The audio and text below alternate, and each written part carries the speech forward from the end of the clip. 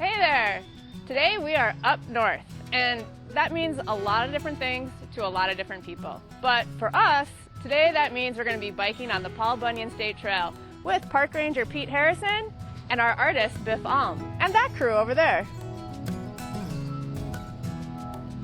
And I hear there's a pretty cool bog at the end. I'm looking forward to it. Let's go, Minnesota.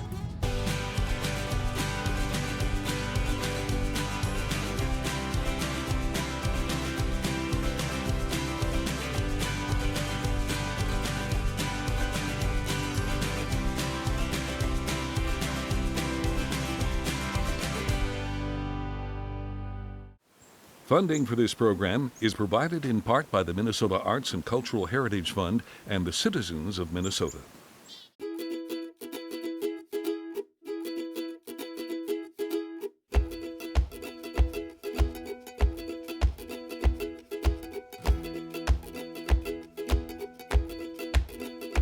All right, well, here we go.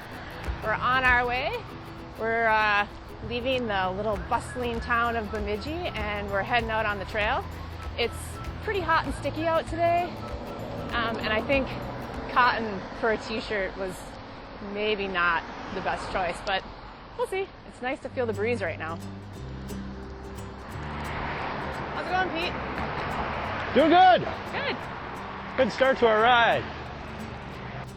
All right, we are pulling up over the top of the Mississippi River. We've got a whole bunch of bridges here. Is this the first town that we come to on the Mississippi from its headwaters? Yes, Okay. Bemidji is the first city on the Mississippi. Okay.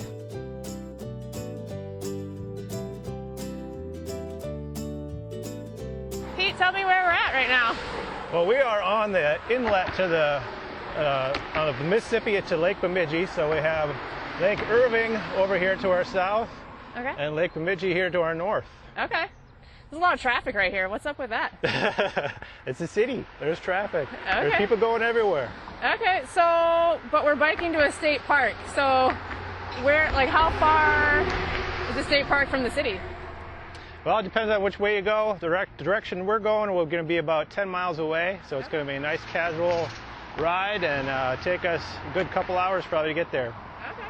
So actually you can probably see, you can see the country club Okay. in that kind of open area up there. Yep.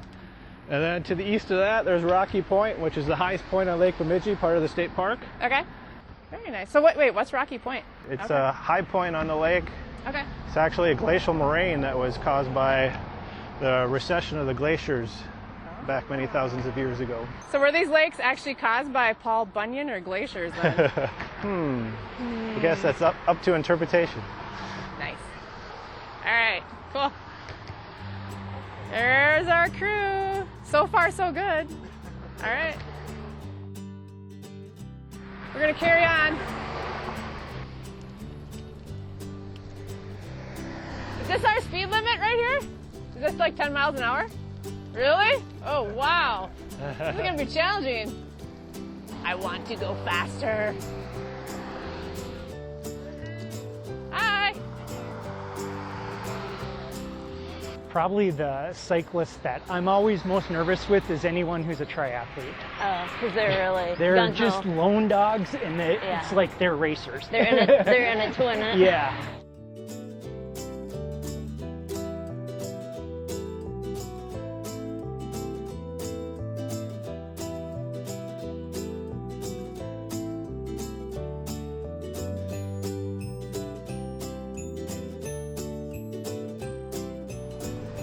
All right, we're coming up on the bridge that goes over one of the main highways, and stop and have a little bird's eye view of the town.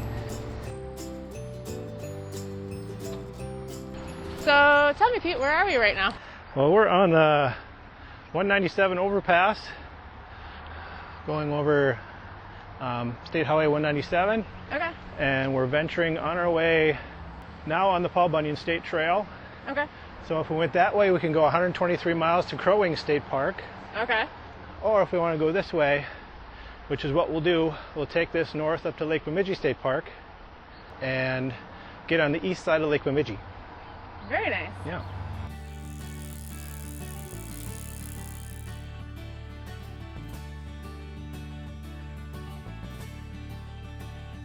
Hey guys, look at this.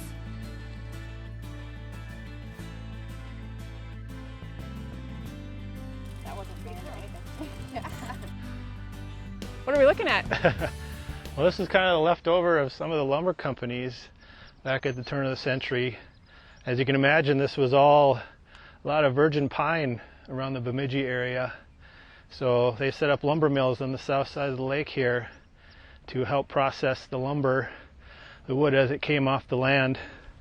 And this whole area really stretching from where we left over at Paul and Babe all the way on the south side here was lumber mills and processing plants.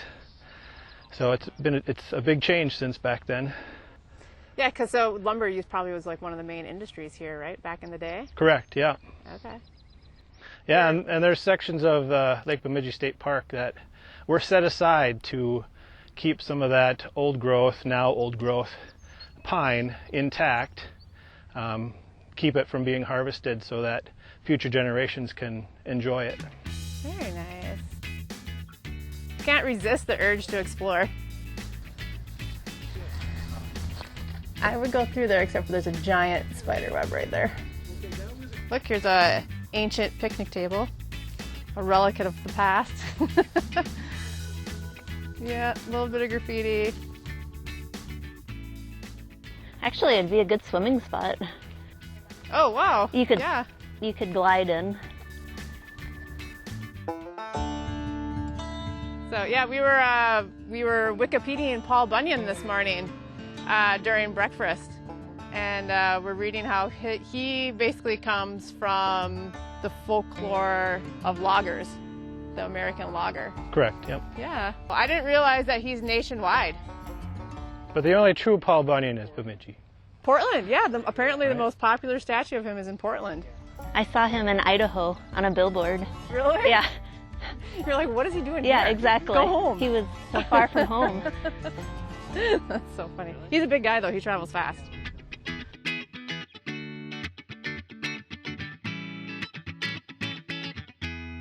So I think we're coming up on a beach here right in front of us. That water is clear and it probably feels really good. In fact, I might have to jump in it later. I'm Pete Harrison. I'm the park manager at Lake Bemidji State Park. I've now been there for 9 years, and definitely doesn't seem that long. So has there been a lot of growth in Bemidji in the past few years, that there's all this development, or is the tourism growing, or what's causing that boom of development? Yeah, I think it's just opportunities coming about. Okay. Definitely, as there's been growth in Bemidji and a lot of concentration on tourism and bringing events, conventions, and other things to the area.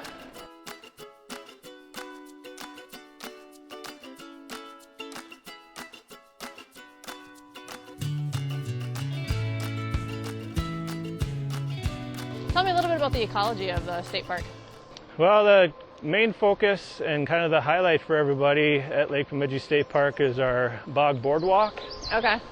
And that's a 1,100 foot raised boardwalk above a spruce conifer bog, which provides access that you normally wouldn't get because of the wet conditions, because of the sensitive nature of the ecosystem and all the species that inhabit it. So it provides access for all of us to get out there and see kind of the changes of the bog over the course of the year. So really, no matter what time of year you come, you'll be able to see something. Excellent. That's if you can keep your eyes and mouth open while you're biking with all these gnats on the trail.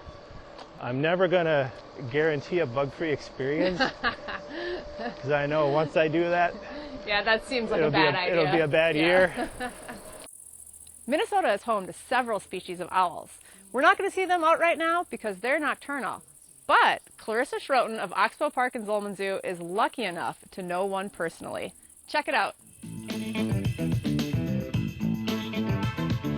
Barred owls are found all across the state of Minnesota. They are most common in the state next to the great horned owl. When you look at a barred owl, they have the very barring that goes down on their breast of their feathers.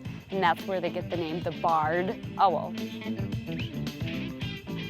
And when you look at a barred owl, you notice that their eyes are very large. Those large eyes allow them to take in light from anything that's out in the environment, so whether it's stars or maybe the moon. Now the barred owl is also known for their call that they do. They're the who cooks for you all call, which actually sounds more like this. Hoo, hoo, hoo, hoo, hoo, hoo, hoo, hoo. So they're saying, hey, I'm over here. And the other one's going, hey, I'm over here. And that then allows them to find each other so they can get together. I'm Clarissa Schrooten from Oxbow Park and Zollman Zoo, and I encourage everyone to get out and enjoy the outdoors.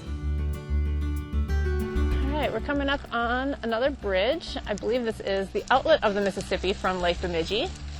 And we're still about 4 miles from Bemidji State Park or so. There she goes, the Mississippi on her way to the Gulf. Hey guys, I think we're just gonna stop here for a minute. Look at everybody's in such a nice little line. This is like, your elementary schools will be very proud of you right now. Yeah, nice. So where are we? Pete, tell me where we are. This is the outlet of the Mississippi from Lake Bemidji. Okay.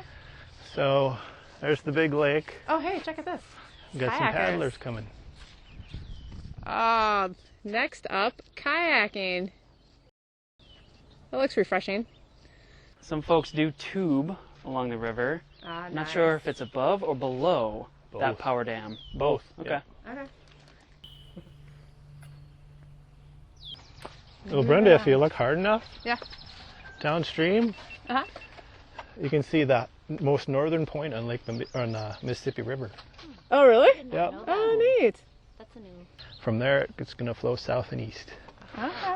Very cool. I like that. As you guys probably figured out, it travels north from Itasca State Park Yep.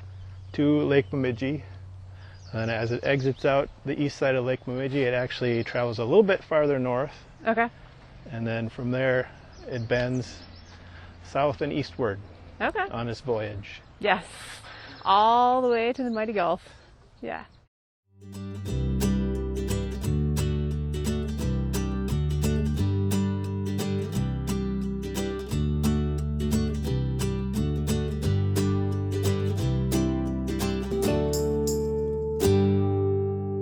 I'm not a specialist in anything that I do. Okay. So like I have these visions and then I go out and I learn how to do them and that type of stuff. So there's a lot of equipment and hobbies that I've picked up. Okay. And there's kind of like that carnage and the spare parts left behind. But cycling is one of the consistents in my life that I've never given up. So yeah. Wow, that seems like a really good segue into tell me what kind of art you do. 'Cause, like, it seems like those two things might tie together. Yeah, they might tie together. So I'm going to blame my mom for this a little bit because she didn't allow us to have coloring books as a kid. Okay. And she, What? yeah, so we That just seems got, just wrong. no, Like, well, what? we got blank sheets of paper because she didn't want us to be coloring inside the lines. Oh, Or be I love bound that. by lines. I believe everyone's creative. So like, Yeah, totally. I think that sometimes just finding that path, you have to be willing to take risks and be adventurous with it. Yeah. I a lot of times learn things in order to create a vision. So Okay. I'm not a What do you- I'm not yeah, a what do special you I'm not mean a by spec that? I'm not a specialist, you know, where Okay. some people pick watercoloring as their trait. Okay. I love watercoloring, but I'm not afraid to pick up some wood chisels or to Okay, so when you pick up- say learn something, you just like explore I love various kinds of crafts Yeah, and just like yeah, kind of getting yeah, dirty and messy yeah, and just like jumping yeah. in. Some of the stuff I make is really inexpensive, but the process with which I make it from is kind of where you would approach it as a serious artist, you know, like you Okay. watercolor. I like to do block carving or that type of thing, and then I'll reproduce it in just really approachable art. I have a retail store and I create work for me and Okay. I throw it out there and just see if people like it. And if they like it, awesome. And Okay. if they don't, like Right. there's like no skin off of my nose really on Right. that side of things. I'm still creatively happy with what I'm creating and that type of thing. We're in Nisswa, Minnesota. This is really the heart of the lake country. And this is the true up north for me. So it's wilderness. There's a lot of nature. There's wildlife, and specifically where my timber frame is here, there's tons of birds. My name is Biff Ulm. I am a mixed media creator. My mom, this is really where it started. She never allowed us to have coloring books. We had, and today even, my favorite medium is a number 2 pencil and a stack of paper. So I always enjoyed art. And I walked into an Ansel Adams exhibit, of all things, and I was just fascinated with photography, and I'm like, I think I can do that. There were other mediums that kind of pulled at me at the time, but nothing, it hit me like a ton of bricks. So I really dove into that world of photography. There was just a point where I was giving a lot of myself, and that was a gift that I was able to do, but I wasn't returning that to my family. I didn't pick up a camera again for almost 3 years. I believe we all have creative outlets, and if you're not feeding that, something stirs within you to feed it. So that was where the natural evolution was. All of a sudden I started playing with other mediums, and what I discovered was I really love mediums that I couldn't control as much as photography. But I had those cameras sitting around, and I'm like, I'm gonna build a photo booth. And there wasn't, even when, like, those ideas, you can't just Google there, because a lot of people haven't even done what you want to do. So those are the things that are the most rewarding to me. The art that I'm creating right now, there's not a lot of information on it. So it's that failure is a big part of it, and there's a lot of exploration that happens in failure. Paul and Babe are like one of my favorite subjects. We were kind of a bunch of strangers put together, and then there was a lot of just the talking onto the bike part, and that's one of my favorite things about writing in a group is the stories that are shared. And you can shear up a friendship really fast riding bike together. One thing in business for me, the middle ground is the most dangerous place to be. So if we're trying to copy other people, you can only ever be second best if you're trying to copy them. So embracing our idiosyncrasies, our quirkiness, it usually always pays dividends. And it took me a while to learn that, but really in the last 10 to 15 years, like that's what I embrace it. I'm quirky, I'm weird. I wasn't the popular kid, I was an art geek. But yeah, my parents raised us in a way to just be, be yourself, and that's what I try to do.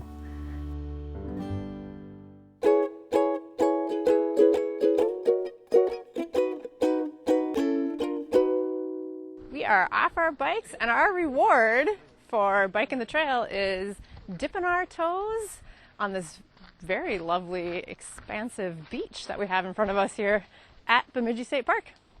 It's going to be hard not to just like jump all the way in. Ooh, yeah, that sand is hot. It's really hot. Oh, it feels so good though. Any snapping turtles? Yes, snapping Muskie. turtles Yes. and muskie. And muskie. Yeah. Do muskie bite? They toes. could, yeah. Not just bait on hooks. Especially freshly painted toes with bright colors. They're not freshly painted. So I'm safe. Oh, hey guys, it's Christa. Hey, Christa. Bonjour, hello. Hello. Is it time for the bog? Absolutely. Excellent. Come on, guys, let's go to the bog.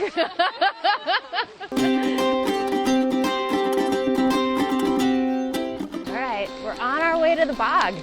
I'm actually really excited to see the bog. I'm super excited to see the bog. I had a chance to go on one when I was young at camp onto a walking bog, and it's been quite a long time since I've bog walked. So, looking forward to it.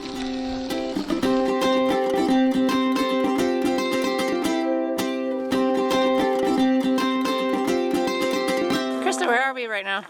We are about to enter the trail that goes into our bog walk. And I guess one thing I wanted to say is that I try to incorporate like Anishinaabe, which is also known as the Ojibwe language, into the programming that I do. And that's because, you know, there's a lot of local tribal communities around here, like Leech Lake, White Earth, Red Lake as well. And so yeah, so the Anishinaabe word for bog is mushkig. And their name for a medicine is mushkiki, and you can kind of see a similar word root there, and that's because there are many medicinal plants that grow in bogs. So why is this an acidic bog? Well, because there's a plant called sphagnum moss that grows in bogs, and it's kind of a feedback loop. It likes an acidic environment, so thus it produces an acidic environment.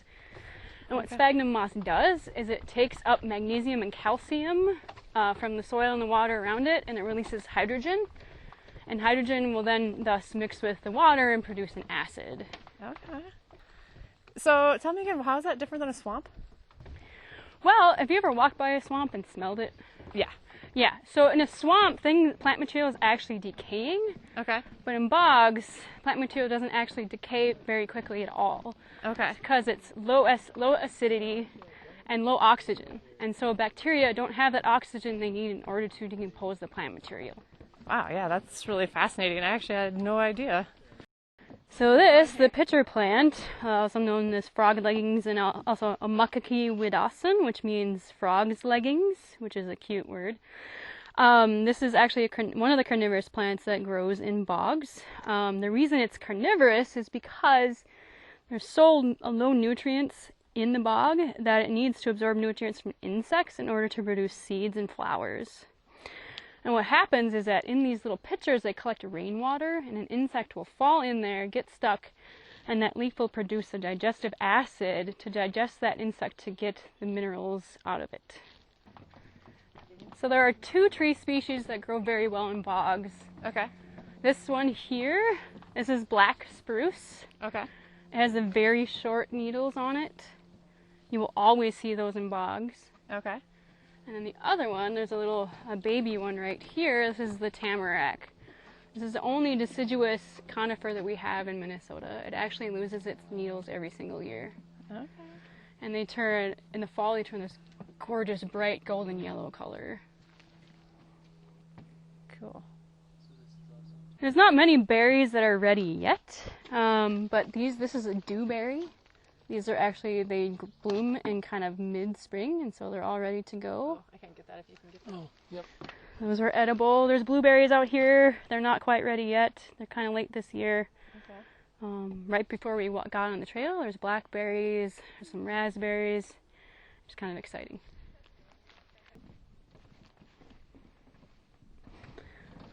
So this plant right here is common in bogs and wet environments. This is called horsetail.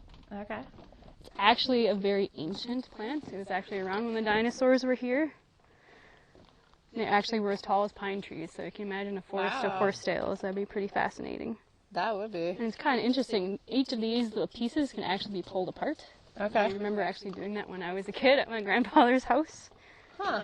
That's probably why I'm a naturalist. Yeah, they're little tubes. So it's pretty warm here.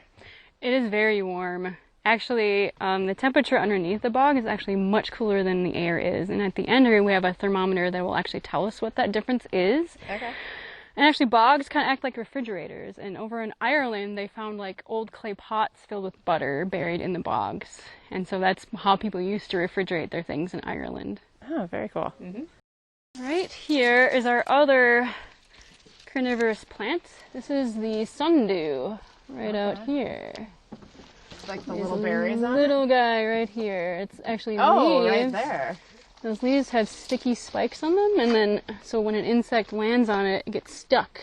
Oh. And basically that leaf will close up like a catcher's mitt and eventually digest that insect. So here's right here on this, it says air temperature is 82.4 and the bog temperature is 50.2. So it's quite a bit of difference underneath. So how far underneath is that? Like where is the... 10 inches below the surface. The cool bog. Not as in like hip, but like... actually cool. Hey there, Minnesota! Thanks for joining us today. From the bustling center of a northern city to the quiet and peaceful mystery of a unique wetland ecology, Minnesota once again shows us that it has much to discover. Until next time, let's go, Minnesota! What kind of owls are in the area? Yeah, so we definitely have barred owl in the park. Even just this spring and early summer, we've had two that were calling back and forth to each other. They could hear between the campground and the office building. Okay, what kind of sound do they make? You know, the who cooks for you? Who cooks for you? Yeah. Just like that, I'm sure. Yeah. I hesitate No one trying cooks to for me, mimic it unfortunately. myself because I Yep. know I'll butcher it. But That's okay, because this is a comedy show. Shoot, what happened? thought I was filming, but I wasn't. Oh, those details. This is like a therapy session now.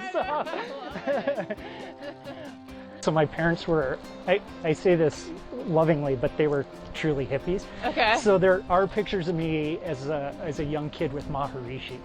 Oh, look, there's a camera guy in the lake. Weird. Where'd he come from? Any sharks? No, this is from what I hear, it's a shark-free lake. Shark-free. Hang on a second. Was I actually recording all that? Funding for this program is provided in part by the Minnesota Arts and Cultural Heritage Fund and the citizens of Minnesota.